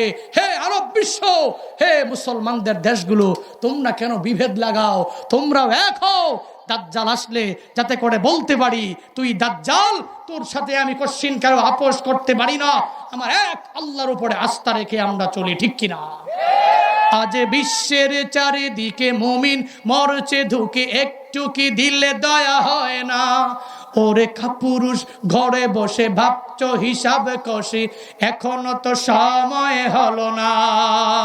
মুমিনরা হয়ে যাবে মাজলুম, গাজওয়ায়ে হিন্দ ভাঙাবে ঘুম, পদে পদে আসবে মুসিবত, চারদিকে পড়বে পাপের ধুম। মূর্খরা গর্বে সমাজ, উঠে যাবে এলে মলা। আসছে কিয়ামত, রুখতে মুসিবত, হাঁকছে আজান বেলাল, আসবে এই মহাকাল, রুখতে হবে দাজ্জাল, আসবে এই মহাকাল, রুখতে হবে দাজ্জাল, আসবে এই মহাকাল, রুখতে হবে দাজ্জাল। যার এক হাতে থাকবে জান্নাত, এক হাতে থাকবে জাহান্নাম, মানুষকে বলবে ডেকে ডেকে আমি তো তোমাদের খোদা মহান। যার দিলে থাকবে ঈমান, হবে না তো সে বেঈমান। মুমিন বলবে ডেকে ঈমান নিয়ে বুকে নিশ্চিত, তুই দাজ্জাল দাজ্জাল আসবে এই মহাকাল, রুখতে হবে দাজ্জাল আসবে এই মহাকাল, রুখতে হবে দাজ্জাল আসবে এই মহাকাল, রুখতে হবে দাজ্জাল। মুসলমানেরা দাজ্জাল রুখতে পারবে তো ইনশাআল্লাহ? নিজের ইমানটাকে মজবুত করো, নামাজ রোজা নেক আমল করে ইমানটাকে মজবুত করো, একজন মুমিনে কামেল নিজেকে বানাও। দাজ্জাল নিজের ডান হাতে জান্নাত নিবে, বাম হাতে জাহান্নাম নিবে, নিজের রূপটাকে ভয়ঙ্কর করে যখন বলবে আমি তোর বড় খোদা, আমাকে মান, আমাকে মানলে কামিয়াব হবি, আমার দলে আয়, ওই দলে যাইস না। ওই দিন মুমিনে কামেলরা, তোরা যদি মুমিনে কামেল না হতে পারো, ওদিন দাজ্জালের দলভুক্ত হয়ে যাবা, নিজেরা লাঞ্ছিত হবা, অপমানিত হবা, কশ্চিনকালেও আমার মাওলার পক্ষ থেকে জান্নাত পাওয়া যাবে না। এজন্য ভাই ওই দুর্দিন আসার আগে ইমানটাকে মজবুত করা লাগবে কি লাগবে না? কথা বলেন না কেন? আমল করা লাগবে কি লাগবে না? কথা বলেন। এই জন্য ইমানটাকে মজবুত করা লাগবে, আমলের লাইনে নিজেও সুন্দরভাবে অগ্রগামী হওয়া লাগবে। আল্লাহ পাক রব্বুল আলামিন আমাদের ইমানটাকে মজবুত করুক এবং আমলি লাইনে অগ্রগামী করুক। সকলে পড়ি আমিন। আরো জোরে পড়েন, আবার পড়েন। এবার সূরা হাশরের শেষ 3 আয়াত বরকতপূর্ণ, মুবারক আয়াতগুলো অনেক তাৎপর্যপূর্ণ, অনেক ফায়দাপূর্ণ। কান টানলে মাথা আসে বলে না, কোত্থেকে কোথায় গেল, ভুল জায়গায়। আবার সবাই তো চলে গেল, আমরা যারা আছি ভাই থাকবেন তো নাকি ইনশাল্লাহ? আমি এই আয়াতগুলো একটু ছোট্ট করে ব্যাখ্যা করেই আমি ইতি টানবো ইনশাআল্লাহ। একটু ধৈর্য সহকারে একটু বসেন। হুয়াল্লাহুল্লাযী লা ইলাহা ইল্লাহু আলিমুল গায়বি ওয়াশ শাহাদা হুয়ার রহমানুর রহিম। সূরা হাশরের এটা হচ্ছে 22 নম্বর আয়াত। কয় নাম্বার? মানে শেষ 3 আয়াতের প্রথম আয়াত, শেষ 3 আয়াতের প্রথম আয়াত, পুরা সূরার 22 নম্বর আয়াত। আল্লাহ নিজের পরিচয় দিচ্ছেন, হু আল্লাহ, তিনি আল্লাহ। হু আল্লাহ, তিনি আল্লাহ। বলেন না হু আল্লাহ, তিনি কে? কথা বলেন। হু আল্লাহ, তিনি কে? আল্লাযী লা ইলাহা ইল্লা হু, তিনি আল্লাহ। তো এমন আল্লাহ যে আল্লাহ ছাড়া দুনিয়াতে কোনো ইলাহ, কোনো মাবুদ, কোনো মাশুক, কোনো ইবাদত পাওয়ার যোগ্য একজন আছে? নেই। এরপর আল্লাহ বলেন আলিমুল গায়বি ওয়াশ শাহাদা, গায়ব এবং শাহাদার ইলমের আলেম, অদৃশ্য। অদৃশ্য বুঝেননি? আমরা এখানে আছি, ঝিনাইদহ জেলা শহরে কি হচ্ছে না হচ্ছে বলতে পারবো? কথা বলো না কেন? কোনো মিডিয়ার মাধ্যমে দেখলে বলতে পারবো, না হয় বলতে পারবো। কালীগঞ্জ শহরে কি হচ্ছে বলতে পারবো। সব বাদ দিলাম, এই প্যান্ডেলের উপরে কি হচ্ছে বলতে পারবো? পারবো। কিন্তু আল্লাহ পারবে কিনা? আল্লাহ পারবে কিনা? ইলমুল গায়বের আলেম হচ্ছেন কে? অদৃশ্যের খবর জানেন কে? আল্লাহর গুণ। আল্লাহর গুণ হচ্ছে আল্লাহ ইলমুল গায়বের আলেম। আল্লাহ নিজেই বলেন আলিমুল গায়বি ওয়াশ শাহাদা হুয়ার রহমানুর রহিম। তিনি আল্লাহ তো এমন আল্লাহ যিনি গায়ব এবং শাহাদার ইলমের আলেম, অদৃশ্যের খবর সম্পর্কে আল্লাহ খুব ভালো করে জানেন। এবার আল্লাহ বলেন আমি আল্লাহর পরিচয় হচ্ছে হুয়ার রহমানুর রহিম, তিনি দয়ালু, অতীব দয়ালু, পরম দয়ালু। কে? কে? এ পরিচয়গুলো কার? আমার আপনার? কার? এরপরে আল্লাহ নিজেই বলেন হুয়াল্লাহুল্লাযী লা ইলাহা ইল্লা হুয়াল মালিক, তিনি আল্লাহ যে আল্লাহ ছাড়া দুনিয়াতে কোনো ইলাহ নাই। তিনি সে আল্লাহ যে আল্লাহ মালিক। মালিক মানে রাজা, রাজা ধীরাজ, পৃথিবীর সব কিছুর মালিককে। এমপি, মন্ত্রী, বাংলাদেশের প্রধানমন্ত্রী, আমি, আপনি, ধনী, ডোনাল্ড ট্রাম্প, কথা বলেন না কেন? হ্যাঁ, ভ্লাদিমির পুতিন, পৃথিবীর বড় বড় বড় বড় রাষ্ট্রপ্রধানরা কে মালিক? আল্লাহ বলেন আমি আল্লাহ, আমি আল্লাহর রাজত্ব তোমাকে দিয়েছি। তুমি মালিক না, মালিক আমি, তোমাকে দিয়েছি, চাষবাস করে খাও। আল্লাহর পরিচয় হুয়াল্লাহুল্লাযী লা ইলাহা ইল্লা হুয়াল মালিক। 1 নাম্বার পরিচয় আমি আল্লাহ হলাম মালিক। 2 নাম্বার আল কুদ্দুস, আমি আল্লাহ হলাম অতীব পবিত্র, মহাপবিত্র, কলঙ্কমুক্ত, ত্রুটিমুক্ত। আল্লাহর ত্রুটি আছে, দোষ আছে, পৃথিবীর কেউ বলতে পারবে? পারবে? হুয়াল্লাহুল্লাযী লা ইলাহা ইল্লাহু আল মালিকুল কুদ্দুসুস সালামুল মুমিনুল মুহাইমিন আল আজিজুল জাব্বারুল মুতাকাব্বির সুবহানাল্লাহি আম্মা ইউশরিকুন।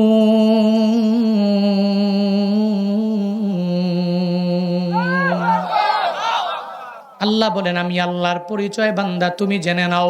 আমি আল্লাহর পরিচয়গুলো জানালাম। 1 নাম্বার, আমি আল্লাহ হলাম মালিক, আমি আল্লাহ হলাম রাজা, সব কিছুর মালিকানা আমি আল্লাহর হাতে। কাউকে রাজত্ব দিলাম, কারো কাছ থেকে ছিনাইয়া নিলাম। কয়েকদিন ডোনাল্ড ট্রাম্প, আবার কয়েকদিন হয়ে গেল জো বাইডেন, আবার ডোনাল্ড ট্রাম্প, আবার জো বাইডেন, আবার ডোনাল্ড ট্রাম্প, আবার জো বাইডেন। কয়েকদিন খালেদা জিয়া, কয়েকদিন শেখ হাসিনা, কয়েকদিন এরশাদ, কয়েকদিন অমুকে তমুকে তমুকে তমুকে। সব আমি আল্লাহর হাতের মধ্যে রেখে দিলাম। যাকে মন চায় চেয়ারের মধ্যে বসাইলাম, আবার যাকে আমি আল্লাহর মন চায় না, তখন আমি ঘাট ধরে এই চেয়ার দিয়ে নামায়া দিলাম। আমি আল্লাহ হলাম মালিক। এরপরে আল্লাহর পরিচয় আল্লাহ কি সুন্দর করে বান্দা দিয়া দেয়। 2 নাম্বার পরিচয়ের মধ্যে আল্লাহ বলেন, আমি আল্লাহ হলাম পবিত্র। আসসালাম, আমি আল্লাহ হলাম ত্রুটি মুক্ত। বিন্দু মাত্র পরিমাণ কোনো ত্রুটি পাওয়া যাবে না, বিন্দু মাত্র পরিমাণ কোনো দোষ বান্দা খুঁজে পাওয়া যাবে না। আল্লাহ নিজের পরিচয় দিয়া জানায় দেয়, আমি আল্লাহর নাম হলো মুমিন, আমি আল্লাহ নিরাপত্তা দানকারী। দুনিয়ার সব মানুষকে সালামতের মধ্যে আমি আল্লাহ রাখি। আমি আল্লাহ দুনিয়ার মানুষের নিরাপত্তা দিয়ে থাকি। হ্যাঁ মানুষেরা, আজকে বাসায় যাওয়ার সময় তোমার উপরে যদি আল্লাহর রহমত না থাকে, তাহলে বাসার মধ্যে যাওয়া সম্ভব হবে না। পৃথিবীর সব মানুষের উপরে আল্লাহ তাআলার একটা রহমতে আম আছে। আল্লাহ সবার উপরে রহমতে আম দিয়া তাকায়। তবে আল্লাহ তাআলার খাঁটি প্রিয় প্রিয় বান্দা যারা, এদের উপরে আল্লাহর একটা খাস ভাবে রহমত থাকে। আল্লাহ খাস নজরটা ওই খাঁটি খাঁটি বান্দাদের দিকে আল্লাহ দিয়া দেয়। এই যে কাফেরেরা এত আরামে কেমনে ঘুমায়, এই কাফেরদের উপরও আমার আল্লাহ তার রহমতে আমটা আল্লাহ দিয়া দিলেন, রহমতে খাসটা আল্লাহ দেয় না। যেই বান্দা আমার মাওলার কথা মানে সুন্দরভাবে নিজের জিন্দেগিটা চালায়, ওই বান্দার উপরে থাকে রহমতে খাস, ওই বান্দার উপরে রহমতে আমটা থাকে না। একদম খাস নজর দিয়া আল্লাহ তাকায়। আল্লাহর পরিচয়গুলো আল্লাহ দিয়া আল্লাহ জানায় দেয়, বান্দা সব মানুষকে আমি আল্লাহ সালামতে রাখি। আল মুহাইমিন, আমি আল্লাহ তো বান্দা তোদেরকে রক্ষা করি, আমি আল্লাহ তোদের জন্য একজন রক্ষক। এরপরে আল্লাহ বলেন, আল মুমিনুল মুহাইমিনুল আজিজুল জাব্বার, আমি আল্লাহ মহাপরাক্রমশালী। আল জাব্বার, আমি আল্লাহ অপ্রতিরোধ্য, দুনিয়ার কেউ প্রতিরোধ করতে পারবে না। দুনিয়াতে তো একজনের প্রতিরোধ আর একজনে গড়ে তুলতে পারে, একজনে অন্যায় করলে সামনে গিয়া দাঁড়াইয়া যেতে পারে, লোক নিয়ে নিয়ে সামনে গিয়া দাঁড়ায়া যায়। আল্লাহ বলেন, হে গোলামেরা, আমি আল্লাহ হলাম তোর এমন মালিক, আমি আল্লাহ অপ্রতিরোধ্য। দুনিয়ার কোনো বান্দা আমারে প্রতিরোধ করতে পারবে না, আমারে দমায়া রাখতে পারবে না, আমারে ঠেকায়া দিতে পারবে না। আল জাব্বারুল মুতাকাব্বির। এরপরে আমি আল্লাহর পরিচয় হলো, আমি আল্লাহ অহংকার করতে পারি, দুনিয়ার কোনো বান্দা তা পারে না। অহংকার সব আমি আল্লাহ করতে পারি, কারণ অহংকার হলো আমার চাদরের মতো। আমি আল্লাহ অহংকার কেন করব না? আসমান তো আমি আল্লাহর, জমিনও তো আমি আল্লাহর, স্বয়ং তুই বান্দাও তো আমি আল্লাহর, তোর মাও আমি আল্লাহর, তোর বাবাও আমি আল্লাহর, তোর সব কিছু হলো আমি আল্লাহর। তো আমি আল্লাহ কেন অহংকার করতে পারবো না? আল্লাহ বলেন, আমি আল্লাহ মুতাকাব্বির, সব কিছুর ব্যাপারে আমি আল্লাহ গর্ব করার অধিকার রাখি।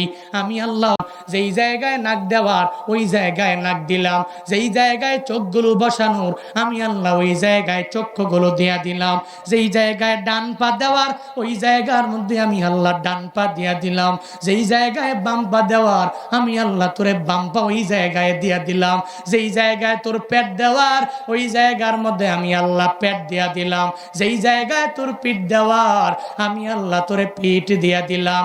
হে বান্দা, তোর মায়ের গর্ভে আমি আল্লাহ আস্তে আস্তে 40 দিন পর পর এত সুন্দর দেহ আমি আল্লাহ তোর মায়ের গর্ভের মধ্যে বানালাম, আমি আল্লাহ আকৃতি দিয়া দিলাম। দুনিয়ার কারো কাছে আমি আল্লাহর যাওয়া লাগে নাই, কারো কাছ থেকে জানতেও চাওয়া লাগে নাই, কারো কাছ থেকে অ্যাডভাইসও নেওয়া লাগে নাই। বান্দা, তোর এত সুন্দর বডি, এই বডিটা আমি আল্লাহ তোর মায়ের গর্ভের মাধ্যমে সুন্দর করে গর্ভের মধ্যে রাখিয়া রাখিয়া বানালাম। মানুষের আকৃতি আমি দিলাম, গরুর আকৃতিও আমি দিয়া দিলাম, মাছের আকৃতিও আমি আল্লাহ দিয়া দিলাম, সব কিছুর আকৃতি আমি আল্লাহ দিয়া দিলাম। লাহুল আসমাউল হুসনা। আল্লাহ বলেন এই সব নামগুলো আল্লাহর সুন্দর সুন্দর সুন্দর নাম। এগুলো কার নাম? কার? আল্লাহর নাম। আলিমুল গায়বি ওয়াশ শাহাদা, আর রহমান, আর রহিম, আল মালিক, আল কুদ্দুস, আসসালাম, আল মুমিন, আল মুহাইমিন, আল আজিজ, আল জব্বার, আল মুতাকাব্বির, আল খালিক, আল বারি, আল মুসাউইর, লাহুল আসমাউল হুসনা। আল্লাহ তাআলার সিফাতি নামগুলোর মধ্যে এগুলো আল্লাহর সুন্দর সুন্দর সুন্দর নাম, লাহুল আসমাউল হুসনা। এবার আল্লাহ বলেন ইউসাব্বিহু লাহু মা ফিস সামাওয়াতি ওয়াল আরদ। আসমানের নিচে জমিনের উপরে যারাই আছে সব তাসবিহ পাঠ করে কার? গরুর দিকে তাকায়া দেখো, ওই গরু আমার মাওলার তাসবিহ হবে। বিড়ালের দিকে তাকায়া দেখো কি সুন্দর করে তাসবিহ পড়ে। এই যে ছোট ছোট মুরগিগুলো, ওই মুরগিগুলো তার বাসার মধ্যে ফজরের নামাজের পরে মাওলার তাসবিহ হবে। আল্লাহ বলেন গোলামেরা, আসমানের নিচে জমিনের উপরে যা কিছু আছে সব আমি আল্লাহর গুণগান গায়, আমি আল্লাহর তাসবিহ পাঠ করে।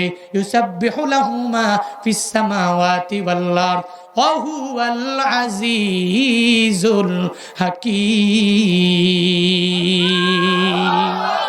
আমি আল্লাহর পরিচয় হলো, আমি আল্লাহ হলাম আজিজ, মহাপরাক্রমশালী, হাকিম, আমি আল্লাহ প্রজ্ঞাময়, দুনিয়ার বিচারকের বিচারক আমি আল্লাহ, সব বিচারপতির বিচার করব আমি আল্লাহ, বাংলাদেশের মন্ত্রীদের বিচার করব আমি আল্লাহ, বাংলাদেশের বক্তাদের বিচার করব আমি আল্লাহ, বাংলাদেশের বড় বড় মেম্বারদের বিচার করব আমি আল্লাহ, চেয়ারম্যানেরও বিচার করব আমি আল্লাহ। কারণ আমি আল্লাহ হলাম আহকামুল হাকিমিন। ওই হাসরের ময়দানে আমি আল্লাহ সব মানুষের বিচার করব। ওই দিন আমি আল্লাহর চেয়ে আদেল ইনসাফওয়ালা বিচারক আর কেউ থাকবে না। হে আল্লাহর গোলামেরা, হে ঝিনাইদহের মুসলমানেরা, হে কালীগঞ্জের মুসলমানেরা, আমার আল্লাহর পরিচয় জেনেছো, ওই পরিচয় মেনে মেনে বান্দা আমলের লাইনে আগায়া যাও। সূরা হাসরের আমল করবেন, ফজরের পরেও করবেন, মাগরিবের পরেও করা লাগবে। শুধু তাই না, 5 বেলার নামাজের পরে আয়াতুল কুরসি পড়বেন। শুধু তাই না, নিজেরা সবাই মিলে আসকারুস সাবাহি ওয়াল মাসা, সকালের আমলগুলো করবেন, সন্ধ্যার পরের আমলগুলো সুন্দর করে করে নিবেন। যদি করার নিয়ত বিন্দু থেকে বিন্দু মাত্র পরিমাণ নিয়ত থাকে, 2টা হাত আমার মাওলারে দেখায়া দেন। ও দয়ার মালিক, কুদরতের নজর দিয়া তুমি তাকায়া দেখো আল্লাহ, এই ঝিনাইদহের কালীগঞ্জের মধ্যে তোমারই বান্দারা অধৈর্য হইয়া বাড়ির দিকে রওনা হয়ে যায় নাই। এত গভীর রাত পর্যন্ত আমি গুনাহগারের জবান থেকে বয়ান শুনে এরা হাত তুলেছে। আল্লাহ এতদিন আমল করতে পারে নাই, আজকে থেকে আমল করার জন্য চেষ্টা করবে। এতদিন নামাজ পড়তে পারে নাই, আজকে থেকে নামাজ পড়ার জন্য চেষ্টা করবে। এতদিন নেক আমলের লাইনে অগ্রগামী হতে পারে নাই, আজকে থেকে নেক আমলের লাইনে এরা অগ্রগামী হয়ে যাবে। ও দয়ার মালিক, আমি বক্তা শ্রোতা সবার হাত তুমি কবুল করে নাও, আমিন। আরো জোরে পড়ি আমিন। রাগ করেছেন আপনারা? কষ্ট পেয়েছেন? এখানে থেকে ঠকেছেন? অনেক কষ্ট হয়েছে না? এই আমলগুলো করবেন। সূরা হাসরের শেষ 3 আয়াতের আমল করবেন তো ইনশাআল্লাহ? পারবেন না ইনশাআল্লাহ?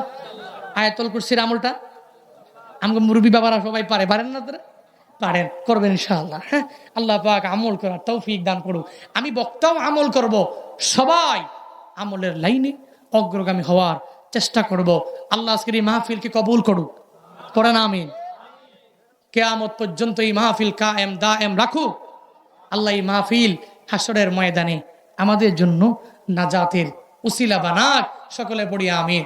যুবকদের জন্য দোয়া করবেন, আল্লাহ এদেরকে ইসলামের খাদেম হিসাবে কবুল করুন। দোয়া করবেন চেয়ারম্যান সাহেবের জন্য, উনি দোয়া চেয়েছেন, আল্লাহ ওনাকেও দ্বীনের খেদমতে জনগণের সব জনমানুষের কল্যাণে সুন্দরভাবে কাজ করার তৌফিক দান করুক, পড়েন আমিন।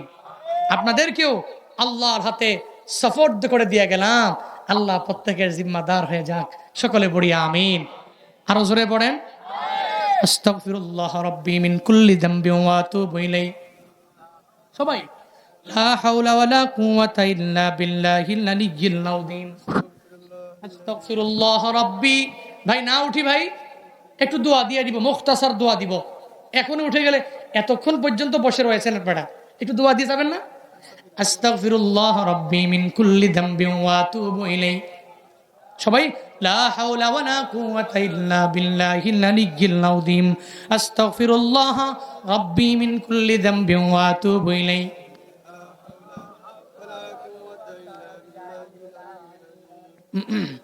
আস্তাগফিরুল্লাহ রাব্বি মিন কুল্লি যামবিন ওয়া আতুবু ইলাইহি।